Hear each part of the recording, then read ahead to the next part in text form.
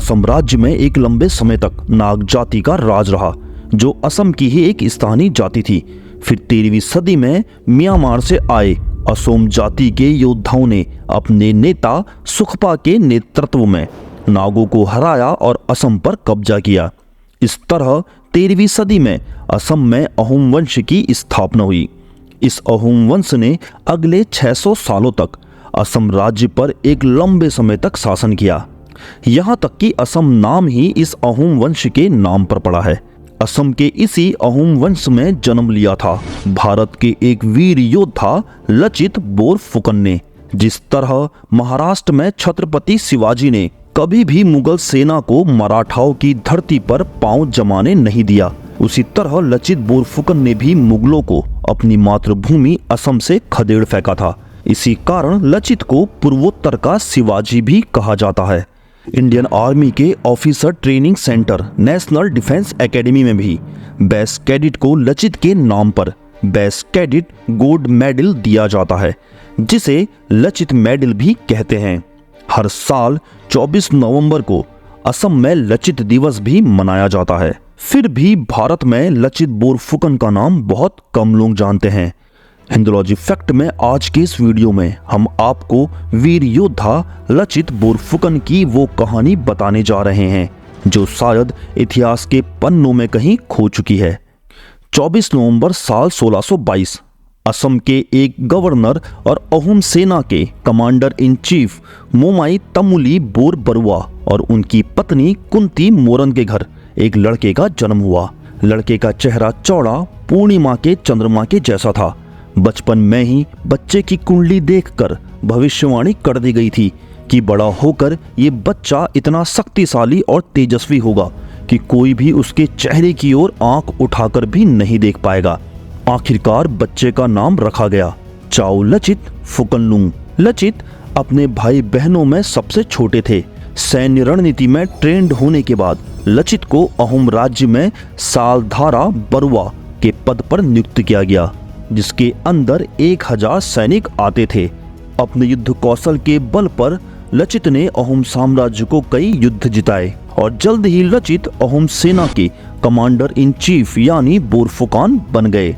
दरअसल बोरफुकान लचित का नाम नहीं बल्कि उनकी एक पदवी थी। अहोम सेना में जो भी बोरफुकान बनता था उसके अंदर 6000 सैनिकों का दस्ता रहता था। इसी पदवी के कारण चाउ लचित फुकनलुंग का नाम लचित बोरफुकान हो गया। दरअसल अहोम साम्राज्य में लचित बोरफुकान का महत्व समझने के लिए हमें इतिहास के कुछ घटनाक्रमों को जानना होगा। लचित के बोरफुकान बनने से पहले साल 1661 में औरंगजेब के दो प्रमुख सेनापति मीर जुमला और दिलेर खान को औरंगजेब ने भारत के पूर्वोत्तर क्षेत्र में आक्रमण के लिए भेजा था।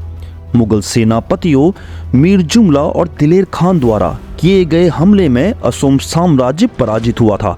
उस समय अहोम के राजा जयध्वज सिंघा को युद्ध में हार के साथ अपने कई किले और राज्य का एक बड़ा हिस्सा मुगल साम्राज्य को देना पड़ा। इतना ही नहीं, मुगल बादशाह औरंगजेब ने राजा जयध्वज सिंघा के ऊपर एक अपमानजनक संधि भी थोप दी थी, जिस संधि के तहत जयध्वज को न केवल धन भूमि बल्कि अपनी 6 साल की बेटी को भी मुगल हरम में देना पड़ा। अपनी इस पराजय और अपमान के कारण राजा जयध्वज सिंघा को गहरा सदमा पहुंचा। इस सदमे से जल्द ही उनकी मृत्यु हो गई। अब अहोम साम्राज्य के राजा बनाए गए चक्रध्वज सिंघा। अहोम साम्राज्य की निराश और विभाजित सेना को पुनः संगठित करने के लिए राजा चक्रध्वज द्वारा लचित को चुना गया और इन्हें अहोम सेना में बोरफुकन यानी कमांडर इन चीफ का पद सौंपा गया। लचित ने बोरफुकन बनते ही अहोम सेना को संगठित करना शुरू कर दिया। लचित ने न केवल थल सेना बल्कि अहोम साम्राज्य के लिए एक निपुण और संगठित जल सेना का भी निर्माण किया। लचित ने यह सब इतनी चतुराई और समझदारी से किया कि मुगलों को इसकी भनक तक नहीं लगी। दूसरी तरफ लचित कूटनीतिक तरीके से मुगलों के साथ दोस्ती का दिखावा भी करते रहे। साल 1668 में अहोम साम्राज्य के गुवाहाटी पर कब्जा करके बैठे मुगल सैनिकों का नया फौजदार फिरोज खान को नियुक्त किया गया। फिरोज खान बेहद अय्याश किस्म का आदमी था। इसने राजा चक्रध्वज सिंघा को आदेश दिया कि अहोम राज्य की लड़कियों को उसके पास अय्यासी के लिए भेजा जाए। जब लचित को यह बात पता चली तो उन्होंने मुगलों से अहोम साम्राज्य का गुवाहाटी किला छीनने का निर्णय लिया, परंतु अहोम साम्राज्य के पास घुड़सेना की बहुत भारी कमी थी। यही कारण था कि अहोम सेना गुवाहाटी किले की घेराबंदी करने में सफल नहीं हो पा रही थी। आखिर में लचित ने एक दूसरी योजना बनाई, जिसके अनुसार लचित ने रात के अंधेरे में 10-12 सिपाहियों के साथ गुवाहाटी किले में प्रवेश कर मुगल सेना की तोपों को पानी से भर दिया। इसी के साथ लचित ने किले के दरवाजे भी खोल दिए। सुबह होते ही अहोम सेना ने गुवाहाटी किले पर आक्रमण कर मुगल सेना में भगदड़ मचा दी और गुवाहाटी किले को जीत लिया। जब औरंगजेब को इस बारे में पता चला तो वह गुस्से से तिलमिला उठा। अब औरंगजेब ने असम पर पुनः राज करने के लिए एक और अभियान भेजा।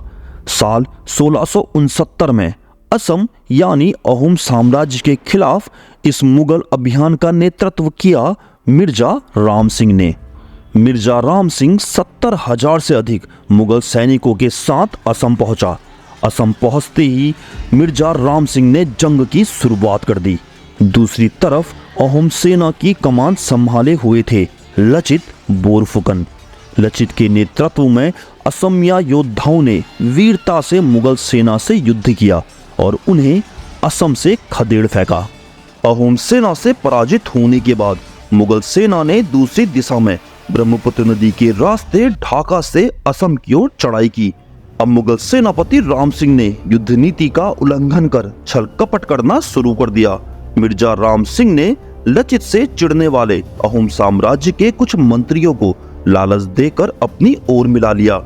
इन मंत्रियों की सहायता से राम सिंह ने अहोम सेना को मैदानी युद्ध के लिए उकसाना शुरू कर दिया। राम सिंह चाहता था कि अहोम सेना से मुगल सेना का युद्ध मैदानी क्षेत्रों में हो, क्योंकि लचित ने मुगल सेना के विरुद्ध महाराज शिवाजी की तरह गौरिल्ला युद्ध नीति का प्रयोग किया था। और अब राम सिंह भी समझ चुका था कि असमिया योद्धा पहाड़ी क्षेत्रों की युद्ध कला में निपुण हैं। दूसरी तरफ लचित भी जानते थे कि खुले मैदानी युद्ध में मुगलों से जीत पाना असंभव है, क्योंकि अहोम सेना के पास बेहतरीन घुड़सेना नहीं थी। लेकिन विश्वासघाती मंत्रियों के उकसाने पर राजा चक्रध्वज सिंह ने मैदानी युद्ध का आदेश दे दिया।